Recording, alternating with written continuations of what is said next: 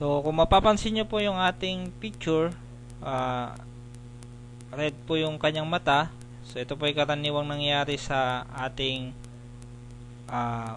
mga IDs galing sa digital camera. Okay? So using the red eye tool, kahilera po yan ng healing brush, patch tool. Ayan, nasa baba po yung red eye tool.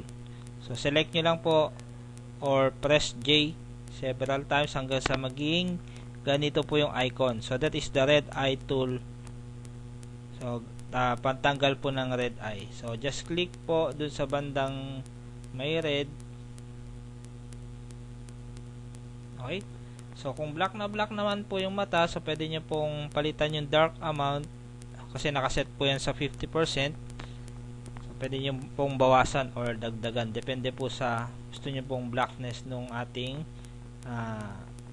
customer eyes. Okay?